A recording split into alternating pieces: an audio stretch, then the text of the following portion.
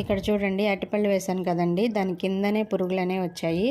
Compost వేసినప్పుడు పురుగులు వస్తాయి కదా అని అడుగుతున్నారండి. అవును, పురుగులు అయితే ఖచ్చితంగా వస్తాయండి. ఇవి వస్తే ఏం పర్వాలేదు, మన కంపోస్ట్ని తొందరగా మనం వేసిన కిచెన్ వేస్ట్ని కంపోస్ట్ మాదిరిగా తయారు చేస్తాయి అన్నమాట. మేము చూడలేము ఇదంతా, అసలు మా వల్ల కాదని సెన్సిటివ్గా కొంతమంది ఉంటారు కదండి. అలాంటి వాళ్ళు మాత్రం మనం మొక్క పెట్టుకున్న దాంట్లోనే ఒక పక్క ఒక సైడ్ అని చెప్పేసి గుంత తవ్వి మనం కిచెన్ వేస్ట్ని వేసేసి మట్టి కప్పేసాం అనుకోండి, అసలు ఎలాంటి బెడద ఉండదన్నమాట.